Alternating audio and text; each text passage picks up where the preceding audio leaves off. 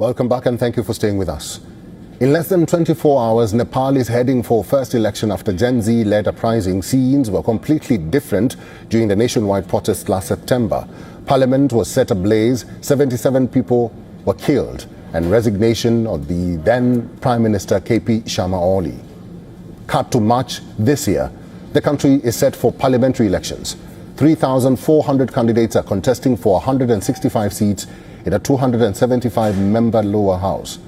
Remaining 110 representatives will be elected through proportional representation system. The stage is set for Nepal's return to democracy, but when it comes to representation of women in electoral politics, the country seems to have a lot of ground to cover. Only 10% of total candidates are women.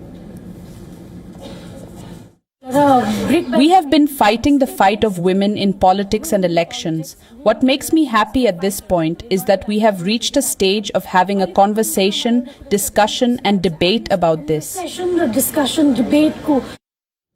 This is in stark contrast to their representation in last year's Gen Z-led uprising when women protesters took equal part in challenging the country's ruling elite.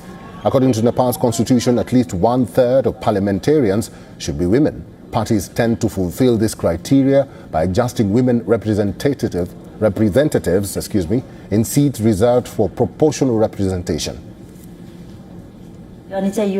We have to struggle to be a candidate in the party. She is a woman, maybe she cannot give time. How will she manage all the expense? They do not trust women, so we have to struggle and prove ourselves.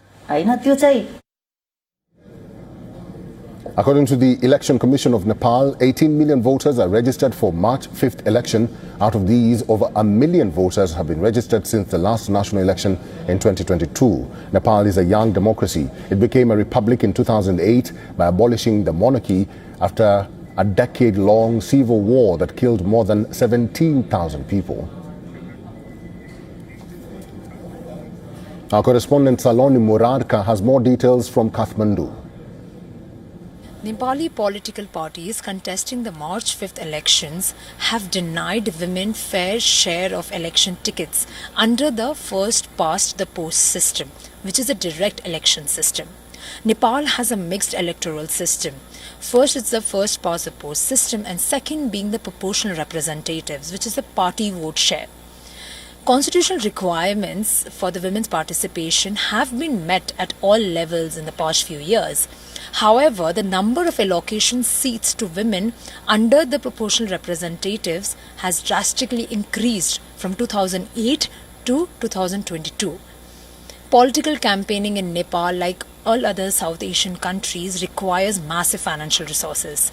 And this has profound impact on limiting political participation of women and even underrepresented groups. I'm Saloni Murarka reporting for WION from Kathmandu, Nepal.